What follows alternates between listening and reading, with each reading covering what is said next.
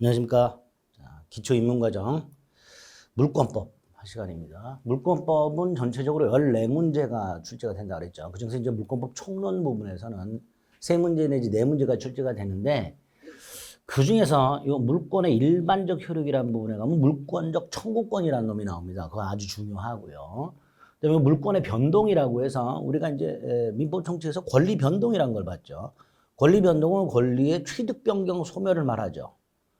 그 중에서 물권만 딱 떼서 물권의 취득 변경 소멸이 따로 여기 나옵니다.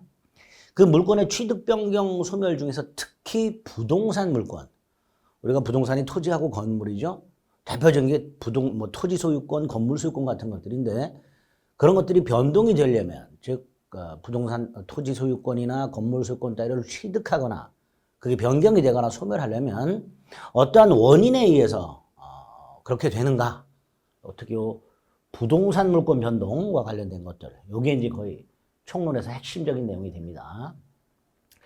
자, 먼저 물권 일반론이라고 해서 기본되는 개념들을 몇 가지 보셔야 됩니다. 첫째가 물권이 뭐냐? 물권이란 건 당연히 가장 쉽게 말하면 물건에 관한 권리죠. 다만 그 물건을 가지고 무엇을 하는가? 거기에 해당되는 게 여기 나와 있습니다.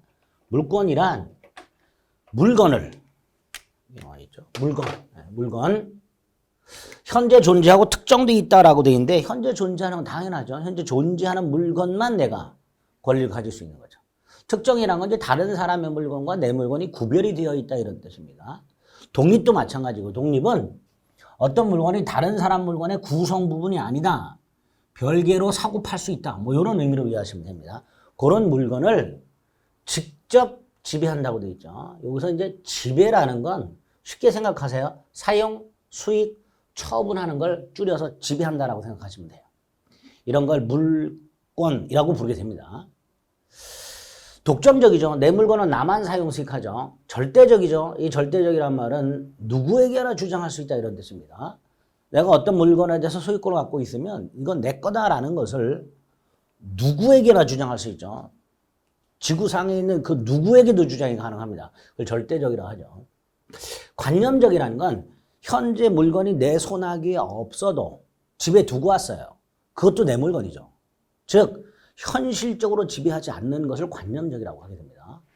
정리합니다. 물권은 간단하게 물건을 직접, 배타적, 절대적, 관념적으로 사용, 수익, 처분하는 권리. 네, 이렇게 기억하시면 됩니다. 그 구체적 내용들이 밑에 나와 있죠. 독립의 물건 무슨 뜻이죠? 분리 가능한 걸 말한다고 했죠. 직접 지배, 타인의 도움을 받을 필요가 없죠. 내가 어떤 물건을 내가 사용 수익 처분할 때 누구의 승낙이나 동의받을 필요가 없다. 뭐 그런 걸 의미하죠. 내 물건은 나만 사용 수익한다 이런 뜻이죠. 이게 배타적 독점적이죠. 배타적 독점적 지배 때문에 하나의 물건에는 하나의 물권만 존재하는 게 원칙이죠. 이거를 일물 일권주의라고 부르게 됩니다. 절대적 특정인에게만 권리를 주장할 수 있는 게 아니라 누구에게나 주장이 가능하죠. 누구에게나 주장합니다. 자, 요게 이제 채권과 결정적으로 다른 점인데요. 채권이라는 놈은 누군가에게 뭘 하라고 청구하는 권리입니다. 우리 채권의 대표적인 게 뭐예요? 빌려준 돈이 있죠. 돈을 빌려준 사람을 채권자라고 하고요. 돈을 빌린 사람을 채무자라고 하죠. 자, 돈 갚을 날짜가 되면 채권자는 채무자한테 뭐라고 얘기합니까? 돈 내놔. 채권자가 채무자에게 뭐 하라. 청구하죠. 요런 게 뭐다? 요런 게 채권이에요. 그런데 채권은 가만히 생각해 보세요. 채권자가 채무자한테만 주장할 수 있죠.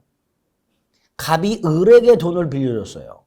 그럼 갑이 채권자고 을이 채무자입니다. 이때 갑은 을한테만 돈을 갚으라고 할 수 있죠. 병한테 돈 갚으라 그러면 병이 돈을 갚을까요? 안 갚겠죠. 그러니까 채권은 채권자가 특정한 채무자에게만 행사 주장하는 권리예요. 이런 걸 이제 상대적이라고 말을 해요.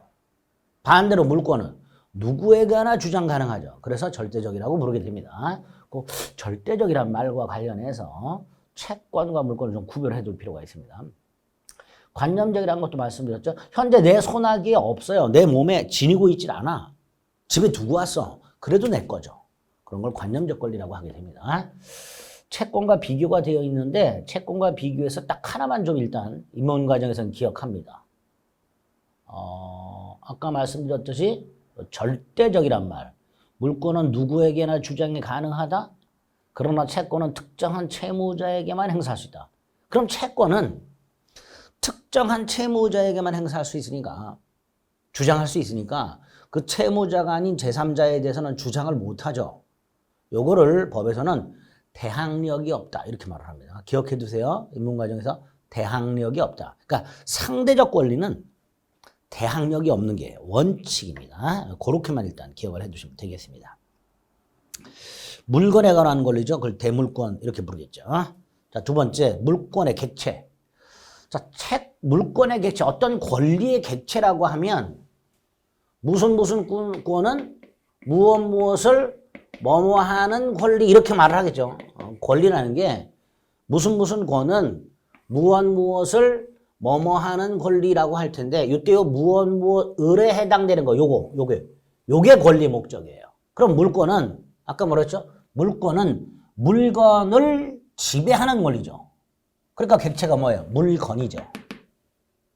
반면에 채권은 채무자에게 뭐뭐를 하라. 그 행위를 요구하는 권리죠.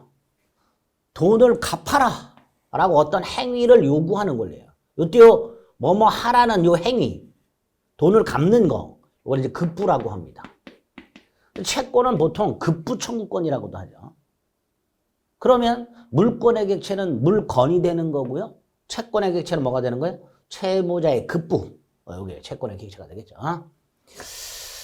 자, 물권의 객체가 물건이라 했습니다. 물건이 뭐냐? 민법에 규정이 되어 있습니다. 98조에서. 유체물, 형체가 있는 물건이죠. 전기, 관리 가능한 자연력. 이게 물건이죠. 감사하게도 우리 시험 범위가 아닙니다. 그 다음에 그 물건을 다시 세 개의 조문에서 부동산, 동산, 주물과 종물, 원물과 과실 이렇게 분류해냈어요. 감사하게도 우리 시험 범위가 아니라 했죠. 그래서 우리가 물건을 공부하기 위해서 기억해야 될 건 부동산하고 동산입니다. 요것만. 부동산은 99조 1항에서 토지와 그 정착물을 부동산이다. 부동산 이외의 물건은 동산이다. 이렇게 되죠. 이 정착물이란 게 뭐예요? 땅에 단단히 고정되어 있는 물건이죠. 이 정착물 중에서 건물이 있고요. 건물이 아닌 건물 이외의 정착물이 있습니다. 예를 들어서 나무 같은 것들 이렇게. 그래서 토지의 정착물은 둘로 나눈다. 건물과 건물 이외의 정착물로. 그중에 건물만은 토지와는 별도의 부동산. 반면에 건물 이외의 정착물은 원칙적으로 토지의 일부 이렇게 됩니다. 일단 이 정도만 기억을 해달라. 토지 및 그 정착물은 부동산이다. 정착물 중에서 건물만은 별도의 부동산이다. 건물 이외의 정착물은 원칙적으로 토지 일부다. 이렇게 되겠죠. 그 다음에 이 과실과 관련해서 101조 2항에 보면 물건 사용대가, 이걸 법정과실하죠. 대표 중에 뭐가 있을까요? 물건 사용대가. 차임이 있죠. 우리가 흔히 말하는 월세, 렌트비, 이런 것들이 전형적인 법정과실이 됩니다. 그 정도 개념만 기억하시면 됩니다. 그 정도 개념만. 뭐 정리되어 있는 거 자만 올 때 읽어보시면 되고요. 자, 일단 물권의 객체는 물건이고 물건에 부동산과 동산이 있다. 부동산은 토지와 건물을 말한다. 딱 거기까지만 머리에 넣는 거 인문과정에서. 그리고 개념 하나 잡습니다. 일물일권주의라고. 아까 물권은 독점적이고 배타적 권리라고 했죠. 즉 내 물건은 나만 사용식할 수 있죠. 그 전제가 되는 게 일물일권주의예요. 하나의 물건에는 물건이 하나만 있어야 독점적으로 그 물건을 사용수익, 처분, 즉 지배할 수 있겠죠. 이걸 일물일권주의라 합니다. 자, 여기서 하나의 물건을 정하는 표준. 우리 배추 같은 건 일포기 이렇게 부르죠. 신발 같은 건 신발 한 켤레 이렇게 되죠. 옷은 한 벌. 양말도 켤레라고 하죠. 이런 게 하나의 물건의 단위가 되는 거죠. 분필, 연필 같은 거 한 자루 이렇게. 그럼 땅이나 건물은 어떻게 할까? 땅은 필 단위. 1필 토지가 하나의 토지. 건물은 동 단위. 제가 이거 말씀드리기 전에 예전에 이렇게 학원에서 강의할 때 건물은 뭘로 판단할까 했더니 채 단위로 판단한다. 한 채, 두 채 이렇게. 건물 한 채, 두 채 아니고요. 동 단위로 판단합니다. 토지는 필단위, 건물은 동단위. 그런데 토지는 공간정보의 구축 및 관리 등에 관한 법률, 옛날에 지적법이라고 불렀던 거예요. 여기서 측량을 해서 지적장부를 만들죠. 그중에 지적도가 있어요. 거기에 보면 필지마다 구획을 해놨어요. 한 필지마다. 그게 토지의 단위다라고 생각하시면 돼요. 자, 어쨌든 이렇게 일몰일 정하는 표준을 확인한 다음에 구체적으로 일몰일권조의 내용을 봅니다. 일몰일권조의 내용은 하나의 물건 전체, 하나의 물건이 있어야 되니까 하나의 물건 일부에 독립한 물건이 성립할 수가 없고 또 여러 개의 물건이 있다. 물건이 만약에 5개가 있다. 그럼 물건이 각각 하나씩이니까 5개가 있어야 되잖아요. 그러니까 여러 개의 물건에 하나의 물건이 성립할 수가 없고 세 번째 하나의 물건에 서로 양립할 수 없는 2개 이상의 물건이 성립할 수가 없죠. 문제가 요 예외죠. 예외가 조금 어려운데 예외 하나만 이해를 해보겠습니다. 예외 다 지금 볼 필요 없고요. 자, 동그라미 2번에 보면 일필토지 일부라고 돼 있죠. 일필토지 일부에 지상권, 지역권, 전세권이 가능하다 이렇게 돼 있습니다. 자, 이건 잘 납득이 안 될 거예요. 아직 지상권, 지역권, 전세권이 뭔지 모르니까 그러면 조금 이해하기 쉬운 거 건물로 가보겠습니다. 일동 건물 일부라고 되어 있는데 우리 흔히 눈에서 볼 수 있는 거 뭐가 있어요? 아파트가 있죠. 아파트는 하나의 건물 101동에 101호 소유권 따로 있죠. 102호 소유권 따로 있죠. 이렇게 하나의 건물에 소유권이 여러 개가 있는 건물을 집합건물이라고 부르고 집합건물에 각 독점하여 소유하고 사용하는 부분을 전유 부분이라고 하며 이 전유 부분에 구분 소유권이 성립하게 됩니다. 그럼 101동에 예를 들어서 전유 부분이 20개가 있다. 그럼 소유권이 몇 개가 있는 거야? 20개가 있죠. 일몰일권제 예외가 될 수 있는 거죠. 이렇게 물권의 배타성, 독점성 때문에 일몰일권주의라는 게 나오는데 두 번째, 토지는 필단위로 건물은 동단위로 판단하니까 일필토지 하나의 권리, 일동 건물에 하나의 권리가 있어야 된다. 그런데 예외가 있더라. 그 예외를 이제 기본 과정에서 조금 구체적으로 봐주셔야 되고요. 오늘은 예를 하나만 기억해 봅니다. 일동 건물 일부에 수개의 소유권이 있는 경우가 있더라. 그런 건물을 집합 건물이라 한다. 그 소유권을 구분 소유권이라 한다. 딱 그 정도까지만 기억하시는 거예요. 세 번째 물권의 종류라고 해서 물권 법정주의라는 게 있습니다. 물권은요. 우리 이렇게 생각해 보시면 돼요. 물건이란 재화는 유한하죠. 근데 그 물건을 소유하고자 하는 인간의 욕망은 한도 끝도 없죠. 그러니까 이거를 국가가 통제할 수밖에 없어요. 유한한 재화에 대한 사람들의 무한의 욕망을 국가가 통제해야 되죠. 그래서 물권을 통제합니다. 어떻게? 종류를 함부로 만들어내지 못하도록 해서 국가가 통제합니다. 그걸 물권 법정주의라 하죠. 물권은 법률 또는 관습법에 의하는 외에는 임의로 마음대로 함부로 만들어내지 못한다. 이거를 물권 법정주의를 합니다. 자, 여기서 관습법이 뭐냐? 우리 복잡하게 생각하지 말고요. 대법원이 인정하는 거 생각하세요. 대법원. 어차피 관습법이다 아니다는 대법원이 인정하게 됩니다. 그래서 구체적으로 185조는 물권은 법이나 대법원이 인정하는 거 외에는 인정되지 않는다. 이걸 물권 법정주의를 한다. 이렇게 얘기합니다. 여기서 이 법률은 국회 재정법만을 말한다. 관습법은 대법원이 인정하는 것만을 말한다. 딱 요렇게만. 아, 물권은 함부로 만들어내지 못하는구나. 딱 요 정도 물권 법정주의 개념을 잡으시고 구체적 내용인데 쭉쭉 넘어가서 요걸 기억합니다. 민법상 물권이 8종류가 있어요. 이렇게 점유권, 소유권, 지상권, 지역권, 전세권, 유치권, 실권, 저당권 이렇게 물권이라는 민법에서 만든 법에서 만들어 놓은 물권이 8종류가 있는데 그중에 이 질권은 우리 시험 범위가 아닙니다. 총 7개가 우리 시험 범위고요. 그 다음에 대법원이 인정하고 있는 게 있습니다. 분묘기지권이라는 게 있고요. 양도담보권이라는 게 있고요. 관습법상 법정상권이라는 게 있고요. 경작권이라는 게 있는데 이 경작권은 신경 안 써도 됩니다. 이 분묘기지권하고요. 관습법상 법정상권은 여기 지상권 가면 나옵니다. 특수지상권이라고. 이제 거기 가서 개념을 좀 볼 거예요. 양도담보권만 입문 과정에서 개념을 생각해 봐요. 양도담보권이 이런 거예요. 내가 돼지를 100마리 기르고 있어요. 양돈장에. 근데 돈이 필요해요. 근데 신용으로는 돈을 안 빌려주고 담보를 요구합니다. 채권자가. 자, 이때 부동산이 있으면은 그걸 담보로 제공하면 되는데 없어. 요걸 담보로 제공해. 이걸 채권자한테 맡긴다 이런 뜻이에요. 담보로 제공한다는 건. 채권자는 못 믿으니까 채무자가 돈을 못 갚으면 뭔가 이렇게 잡고 있던 거 가지고 그걸 팔아가지고 채권을 해줘야 될 거 아니에요. 그러니까 채권자가 야, 너 뭐 물건 내놔 이렇게. 우리 전당포 같은 경우도 어때요? 물건 갖다 맡기고 돈 빌리잖아요. 그렇게 갑이 기르던 돼지 100마리를 을에게 맡기고 돈을 빌리게 된다. 이렇게 돈을 빌리면서 맡기는 걸 담보라고 한다. 이렇게 생각하시면 돼요. 돈을 빌리면서 맡기는 거.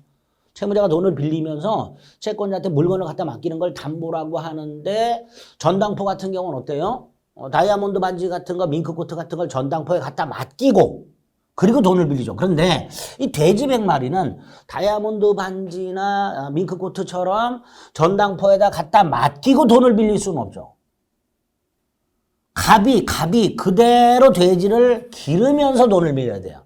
그래서 갑과 을 사이는 이렇게 약속을 합니다. 갑이 을로부터 돈을 빌리면서 1000만 원을 빌리면서 만에 하나 내가 돈을 갚지 못하면 돼지 100마리 소유권을 넘겨주겠다라고 약속을 해요. 돼지 100마리, 내가 기르고 있는 돼지 100마리 소유권을 넘겨주겠다라고 약속을 합니다. 계약서를 그렇게 쓰는 거예요. 그렇게 되면 을은 나중에 갑이 돈을 갚지 않으면, 갚으면 괜찮은데 안 갚으면 돼지 100마리 소유권을 취득할 수 있게 됩니다. 자, 이렇게 채권자가 채무자가 돈을 갚지 않으면, 변제를 하지 않으면 채무자가 제공한 담보물에 소유권을 취득할 수 있는 권리, 요거를 양도담보권이라고 대법원이 만들어놨다. 대법원이. 관습법상 물권이죠. 그래서 계약서상으로는 돈을 못 갚으면 소유권을 넘겨주는 것처럼 돼 있단 말이죠. 이런 제도를 양도담보라고, 그때 채권자의 권리를 양도담보권이라 하며, 돼지는 동산이죠. 앞에 동산을 붙여서 동산양도담보권 이렇게 부르게 됩니다. 자, 물권의 종류가 딱 요 정도만 일단 확인하시고요. 인정되지 않는 건 쳐다보지 않습니다. 그리고 물권의 일반적 효력, 여기가 중요하다 그랬죠. 물권의 일반적 효력이란 건 물권이 공통적으로 가지고 있는 권리, 효력을 말하게 됩니다. 자, 그 중에서 우선적 효력이라는 게 있는데, 우선적 효력은 하나의 물건에 여러 개의 권리가 존재하는데, 아까 일물 일권주의가 있었죠. 그러니까 하나만 인정돼야 되죠. 그거를 우선적 효력이라 합니다. 땅이 하나 있는데 갑도 소유권을 주장하고 있고 을도 소유권을 주장하고 있을 때 둘 다 인정해 줄 수는 없죠. 하나만 인정해야 되죠. 예를 들어서 갑의 소유권을 인정해주고 을의 소유권을 부정합니다. 그럼 뭐라고 얘기하죠? 갑의 소유권이 을의 소유권에 우선한다. 이렇게 말을 하죠. 그게 우선적 효력이고요. 그 기준 중에 요거 하나만 일단 기억해요. 물권과 물권이 충돌할 때는 먼저 성립한 물권이 우선한다라고 하는데, 이 성립을 뭘 가지고 판단할 것인가? 특히 부동산 물권은 등기 먼저 한 자가 우선한다. 등기를 먼저 우리가 보통 등기를 친다고 하죠. 등기 먼저 한 자가 우선하게 됩니다. 반면에 물권하고 채권이 충돌할 때는, 아까 물권은 절대적인 권리라 그랬죠. 누구에게나 주장 가능하다 그랬죠. 반면에 채권은 특정인에게만 주장할 수 있다 그랬죠. 그래서 물권과 채권이 충돌할 때는 물권이 우선하는 게 원칙입니다. 예를 들어서요, 갑소유 건물이 있어요. 그걸 을에게 임대를 합니다. 월세를 받고 임대라고 합니다. 얘는 임차인이 되고요. 얘는 임차권이라는 권리를 갖게 돼요. 근데 이 임차권은요, 임대인이라는 사람한테 건물 사용을 청구하는 권리예요. 야, 내가 너하고 계약을 했고 다달이 월세를 얼마를 주기로 했으니까 약속한 대로 내가 네 건물을 사용하게 해달라. 청구하는 권리여서 채권입니다. 따라서 을은 임차권을 갑에게만 주장할 수 있어요. 갑에게만. 근데 이 상태에서 갑이요, 건물을 팔아요. 그래서 병이 건물 소유권을 만약에 취득한다. 근데 이 소유권은 건물이라는 물건에 대한 물권이고 누구에게나 주장이 가능해요. 자, 을의 임차권은 갑에게만 주장할 수 있지만 병의 소유권은 누구에게나 주장할 수 있다. 그래서 병이 을에게 주장을 합니다. 뭐라고? 내 집에서 나가달라 이렇게 주장을 한단 말이죠. 이게 잘 안 되네요. 이렇게 나가달라 주장합니다. 주장할 수 있냐? 있다. 그런데 을은 각과 이 계약에 기초한 임차권 주장할 수 있냐? 못한다. 을의 임차권은 갑에게만 주장할 수 있는 거리다. 결국 병의 주장만 받아들이게 되는 거야. 그러니까 물권은 채권에 우선하게 된다 이렇게 되죠. 이거를 매매는 임대차를 깨뜨린다 이렇게 말을 하기도 합니다. 매매는 임대차를 깨뜨린다. 그래서 물권의 우선적 효력과 관련해서 물권과 물권이 충돌할 때 특히 부동산 물권이 충돌할 때 대원칙 등기 먼저 한 자가 우선한다는 개념과 물권과 채권이 충돌할 때 대원칙 물권이 우선한다. 딱 이 두 가지를 입문 과정에서 기억하시고 요 예를 머릿속에 잘 넣어두셔야 됩니다. 저기 주택임대차보호법까지 가서 계속 써먹게 됩니다. 이거는 임차권은 채권, 소유권은 물권, 원칙적으로 소유권이 우선. 임차권은 특정한 임대인에게만 주장할 수 있다. 그걸 뭐라 한다? 대항력이 없다. 이렇게 얘기하게 된다는 거. 그 개념을 잘 입문 과정에서 잡아주시기 바랍니다. 그 다음에 이제 물권적 청구권이라는 게 나와요. 이것도 오늘 이제 개념을 잡습니다. 간단한 거예요. 갑이 예를 들어서 돈 주고 노트북을 사가지고 샀으니까 이제 소유하겠죠. 그리고 이걸 이제 도서관 가서 강의 듣기 위해서 현재 사용하고 있습니다. 그걸 점유라고 합니다. 현실적으로 사용하는 걸 이제 점유라고 하는데, 요렇게 하고 있었는데 화장실 갔다 왔더니 을이 훔쳐갔어요. 그러면 을은 노트북 소유권에 기초해서 이 노트북을 사용하기도 하고 수익하기도 하고 처분도 할 수 있는데 을이 훔쳐감으로써 갑이 더 이상 사용을 못하죠. 이런 걸 물권이 침해된다라고 말을 해요. 자, 이 상태에서 갑이 노트북을 찾으러 돌아다닙니다. 을을 만났어요. 자, 이때 갑 자신의 노트북을 훔쳐가지고 이렇게 손에 가지고 있는 을한테 쫓아가서 을을 두드려 패고 노트북을 되찾아올 수 있느냐? 안 됩니다. 두드려 패서 되찾아오는 거 이거 안 됩니다. 그래서 갑은 을에게 노트북을 돌려달라고 청구하게 됩니다. 힘으로 두드려 패서 찾아올 수가 없어요. 그걸 물권적 청구에 하는 거예요. 갑이 을에게 노트북을 돌려달라. 을이 갑에게 너는 뭐냐? 나는 노트북 소유자다. 요 소유권이라는 물권의 기초에서 물권이 침해당하고 있을 때 그거를 반환 등을 청구함으로써 물권의 내용을 회복하는 이런 권리를 물권적 청구권이란다. 이렇게 기억을 해두시면 돼요. 개념은 뭐 이렇게 절대성이 있으므로 누구에게나 주장할 수 있고 따라서 누구에 의해서도 침해될 수 있다. 이때 물권의 내용 실현을 확보하기 위해서 물권을 침해하는 사람이 누군가와 상관없이 회복하는 권리가 필요하게 된다. 이걸 물권적 청구권이란다. 이렇게 되죠. 그래서 물권의 내용 실현이 침해당하거나 그걸 당할 염려가 있을 때 현재의 물권자가 현재의 침해자 또는 침해할 염려가 있는 자를 상대로 침해 제거가 두 가지예요. 반환 청구, 방해 제거 청구. 그 방해 예방을 청구할 수 있는 권리. 그래서 세 종류가 있습니다. 반환 청구권, 방해 제거 청구권, 방해 예방 청구권이 있고요. 이 세 가지 권리를 우리 민법은 점유권에 규정하고 있고 204조, 205조, 206조 소유권의 규정을 두고 있습니다. 즉 두 군데 규정을 두고 있어요. 그러면 아까 물권이 총 8개가 있다고 그랬는데 그중에 2개, 점유권과 소유권에만 규정이 있으니까 나머지 6개는 규정이 없을 거 아니에요. 그럼 나머지 6개, 예컨대 지상권 침해당하면 어떻게 되냐 말이죠. 따로 규정이 없어. 그래서 나머지 것들은 소유권에 기초한 물권적 청구권을 준용하도록 하고 있습니다. 이때 준용이란 건 법에서 제 몇 조를 준용한다라고 규정함으로써 쉽게 말하면 빌려 쓴다라는 뜻, 갖다 쓴다는 뜻이에요. 그래서 100조에서 뭐 조문이 그렇게 되어 있지 않지만 예를 들어서 100조, 민법 100조가 있다. 여기에서 90조를 준용한다 그러면 90조에 있는 규정을 100조에 적용해라 이런 뜻이에요. 그걸 준용한다라고 법에서는 표현합니다. 어쨌든 지상권 등 점유권과 소유권 이외의 권리들은 따로 규정을 두고 있진 않고요. 소유권에 있는 물권정신권 213조와 14조를 지상권 등에 준용, 즉 적용하도록 하는 이런 구조를 갖고 있습니다.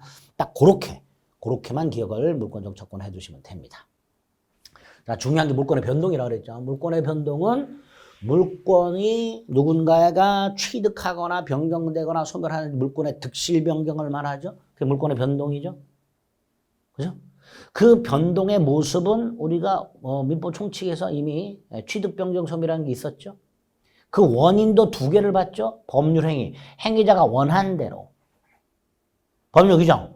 행위자가 원하든 원하지 않든 법률 규정에서 이렇게 물권 변동은 원인에 따라 두 가지, 내용에 따라 세 가지 형태가 있게 되죠. 그리고 객체가 부동산 물권 변동이고 동산 물권 변동이죠. 이걸 합쳐서 물권 변동은 이런 식으로 구별이 됩니다. 자, 요게 머릿속에 딱 틀이 잡혀 있어야 돼요.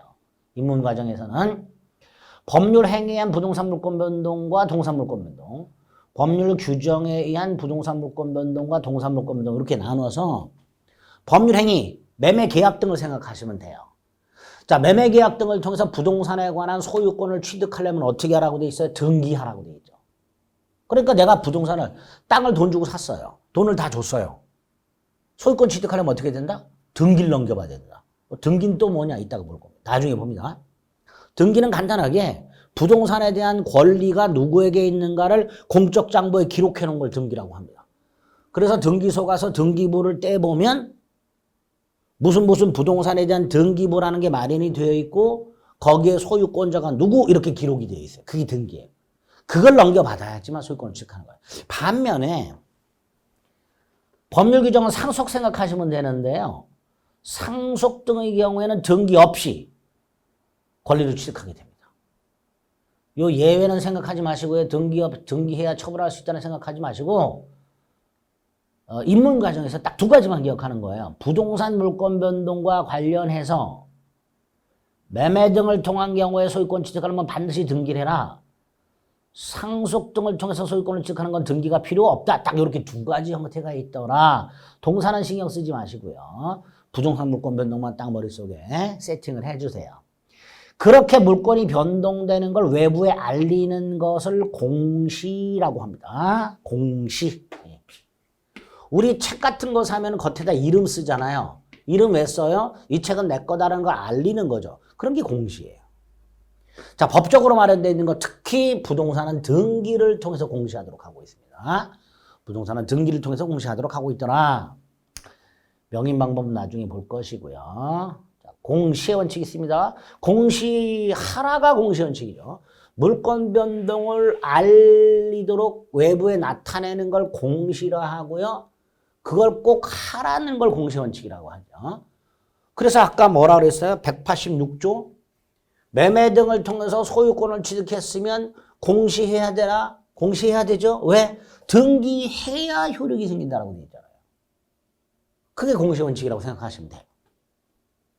물권 변동은 외부에 나타내는 것 공시. 나타내라. 그래야 너는 소유권을 취득한다. 186조. 여기 이제 공시의 원칙 이렇게 되겠죠. 자, 조금 어려운 개념이 공실의 원칙인데요. 이건 좀 어렵습니다. 어려운데 간단하게 이렇게만 생각해 주세요. 갑이요. A 토지의 소유권자로 등기가 되어 있어. 자, 현재 갑이 을하고 이 땅에 대해서 매매 계약을 하려고 교섭 중입니다. 그러면 을의 입장에서는요. 이 A 토지 소유자가 누군지를 확인해야 되잖아요. 갑이 그냥 와가지고 내가 이 땅 소유자야 그럼 그냥 믿나요? 아니지. 을은 뭘 떼어봐요? 등기부를 떼어볼 거예요. A 토지 등기부를 열람을 해보면 거기에 소유권자가 갑으로 딱 등기가 되어 있단 말이에요. 그러면 을은 아 갑이 소유권자 맞구나라고 신뢰할 거예요. 자, 여기서 문제가 생깁니다. 자, 갑이 A 토지의 소유권자로 등기가 되어 있습니다. 그럼 갑이 소유권자겠죠, 그죠? 그런데 100%는 아닙니다. 얘가 소유권자일 가능성이 99.9%쯤 돼요. 근데 100%는 아니에요. 특히 우리나라는요. 남의 이름으로 등기해 놓는 경우가 굉장히 많죠. 남편 부동산을 부인 이름으로, 남편 부동산을 형제 자매 이름으로, 내 부동산을 친구의 이름으로. 이런 경우 굉장히 많습니다. 따라서 갑이 A 토지에 대해서 소유권자로 등기가 되어 있을 때 99.9% 갑이 소유자이기는 하지만 아닌 경우가 있을 수 있더라. 이런 경우. 그럼 이 등기는 무효예요. 다시 말해서 갑은 소유권자가 아니에요. 이런 경우가 있을 수 있단 말이죠. 극히 드물기는 하지만 이런 경우가 있을 수 있는데 이런 경우라 하더라도 얘는 그 사실을 모르잖아요. 그러니까 철석같이 갑을 소유자라고 역시 믿을 수밖에 없게 됩니다. 이걸 공신이라 하고요. 그리고 을이 갑하고 거래해요. 그럼 을은 소유권을 취득했다라고 생각하고 있겠죠. 여기서 문제가 생겨요. 갑이 소유자라면 상관이 없지만 소유자가 아니라면 을은 소유권을 취득하지 못하게 됩니다. 이런 문제가 생겨요. 그래서 안 되겠다. 등기 등을 믿은 사람은 권리를 취득한다. 이걸 공신의 원칙이라고 합니다. 그런데 우리나라에서는 특히 부동산 물권에서는 공신 원칙을 인정하지 않고 있다. 이걸 기억하셔야 돼요. 자, 부동산에서 공신 원칙을 인정하지 않고 있다. A 토지 등기부에 갑이 소유자라고 등기돼 있다. 그리고 그 갑하고 을이 거래하고 있다. 을이 등기부를 통해서 갑이 소유권자로 등기된 걸 눈으로 확인했다. 그래서 을은 갑을 소유자라고 믿는다. 철석같이. 그런데 갑이 소유자가 아니더라. 나중에 알고 봤더니 그러면 그 소유권자 갑으로 등기된 건 무효가 되고 따라서 을은 소유권을 취득할 수가 없다. 이 경우 을이 소유권을 취득할 수 있다가 공신의 원칙인데 부동산에는 우리나라에서는 공신의 원칙을 인정하지 않으니까 결과적으로 아무리 등기를 믿고 거래했다 하더라도 그 등기가 무효라면 그 거래한 사람은 권리 취득하지 못하는 게 대원칙입니다. 그래서 우리 민법은 가끔 가다가 얘를 보호하는 특별한 규정을 따로 두고 있어요. 그걸 제3자 보호 규정이라고 부릅니다. 그럴 때 나중에 가서 확인할 겁니다. 공신의 원칙과 공신의 원칙의 개념 확인하시고 특히 공신의 원칙과 관해서 우리나라는 공신의 원칙을 부동산에는 공신의 원칙을 인정하지 않고 있다. 확인하시고. 자, 구체적으로 물권 변동의 유형 중에서 부동산 물권 변동 중에서 법률 행위에 의한 거 186조에서 뭐라고 돼 있었죠? 등기하라. 그러니까 매매나 증여 등을 통해서 토지나 건물에 대한 소유권을 취득하려면 반드시 등기를 해야 된다. 그게 186조가 됩니다. 반면에 상속을 받았다, 국가가 수용을 했다, 경매를 통해서 소유권을 취득한다 등은 등기를 요하지 않게 됩니다. 그래서 나중에 이제 기본 과정 났을 때 이 186조에 의해서 등기를 요하는 것과 187조에서 등기를 필요로 하지 않는 것을 구별하는 게 굉장히 중요해집니다. 자, 오늘은 대원칙, 매매나 증여 같은 법률 행위 등기를 요한다, 상속이나 경매 등의 경우에는 등기를 요하지 않는다. 딱 이렇게만 기억을 해 두시기 바랍니다. 나머지 것들은 다 기본 과정 가서 볼 거예요. 그 다음에 이제 186조에서는 등기해야만 물권이 변동이 된다. 내가 땅을 샀다. 내 이름으로 소유권 등기를 넘겨받아야 내가 소유권자가 된다. 반면에 내가 땅을 상속받았다. 등기하지 않아도 내게 된다. 그런데 이 상속 같은 경우에는 그걸 팔아먹으려면 등기를 해야 돼요. 당연하죠. 사는 사람 입장에서는 돌아가신 분 이름으로 등기가 돼 있을 거 아니에요.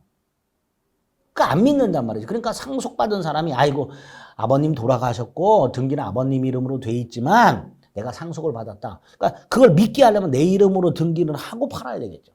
결국은 186조나 187조가 공통적으로 등기라는 걸 필요로 하고 있어요. 186조, 성격은 좀 다르죠. 186조는 등기를 해야 물권을 취득하는 물권 변동 요건으로서의 등기가 되는 거고요. 187조는 등기 없이 부동산 물권을 취득하지만 그걸 처분하려면 등기해야 돼요. 그러니까 처분 요건으로서의 등기가 됩니다. 이때 이 등기와 관련된 구체적인 내용, 등기가 뭐고, 등기소는 어디 있고, 등기관은 누구고, 등기부는 어떻게 구성이 돼 있고, 각종 권리에 관한 등기 절차는 어떻게 돼 있고 등등등에 대해서는 2차 과목 부동산 공시법령 중에 부동산 등기법에서 공부하시면 되고요. 민법에서는 등기의 종류와 관련된 이중보존 등기라는 게 나옵니다. 이중보존 등기. 또 가등기라는 게 하나 있고요.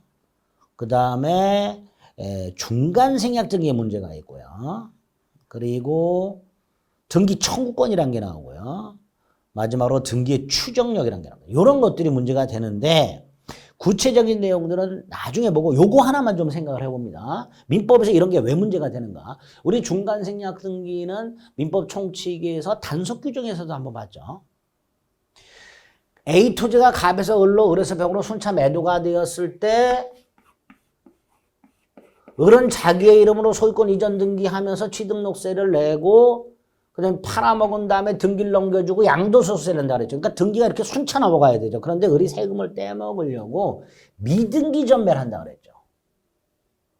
그리고 마치 갑하고 병이 계약을 한 것처럼 꾸며서 등기를 막바로 이렇게 넘겨준다 그러니까 그 중간에 있는 미등기, 중간자의 미등기 전매와 결합이 돼서 을을 생략한 등기가 이루어져요. 중간생략 등기. 이거를 부동산 등기 특별조치법에서는 금지를 하고 있고요. 위반을 하면 처벌하고 있지만 이 규정이 단속 규정에 불과하기 때문에 처벌이 될 뿐 미등기 전매 행위 및 중간생략 등기 합의는 유효가 된다 이렇게 되죠. 물론 이제 나중에 보면 토지거래 허가구역에서 무효가 됩니다. 자, 여기서 이 중간생략 등기에 관해서 어떻게 우리 판례가 처리하는가 봅니다. 당사자 간의 중간생략 등기 합의가 있었어요. 갑을병 사이에 머리를 맞대고 중간생략 등기 합의가 있었어요. 그러면 우리 대법원은요. 병이요. 갑에게 직접 나에게 등기를 넘겨달라. 이전 등기를 청구할 수 있다라고 해석을 합니다. 그래서 중간생략 등기가 되는 거예요. 갑과 병이 매매한 적은 없죠. 갑과 을이 매매했고 을과 병이 매매했잖아요. 갑과 병은 계약을 한 적이 없어요. 계약을 한 적이 없음에도 불구하고 중간생략 등기 합의가 있기 때문에 병은 갑에게 직접 이전 등기를 청구할 수 있다. 이렇게 얘기하고 있습니다. 그거 하나 기억을 하세요. 그런데 이렇게 중간생략 등기 합의가 있어서 병이 갑에게 직접 이전 등기를 청구할 수 있다 하더라도 을의 갑에 대한 이전 등기 청구권, 갑의 을에 대한 이전 등기 뭐 이게 소멸하진 않아요. 이런 게 이제 조금 어려워집니다. 어쨌든 중간생략 등기와 관련해서는 부동산 등기 특별조치법에서 금지하고 있지만 단속 규정에 불과하다. 따라서 처벌이 될 뿐 미등기 전매 행위 및 중간생략 등기 합의는 유효하다. 두 번째, 당사자 간의 중간생략 등기 합의가 있다면 최종 양수인은 최초 양도인과 계약을 한 적이 없음에도 불구하고 그 중간생략 등기 합의에 근거하여 직접 나에게 등기를 넘겨달라. 이렇게 직접 이전 등기를 청구할 수 있다. 딱 요 정도 기억을 해주시면 돼요. 그래서 등기와 관련된 내용들을 좀 자세히 나중에 보실 수 있게 됩니다. 그러니까 부동산 물권 변동이 중요한 거예요. 그리고 이제 물권의 소멸이란 파트가 나옵니다. 자, 물권의 소멸은 시간을 조금 달리해서 다음 시간에 보도록 하겠습니다. 수고하셨습니다.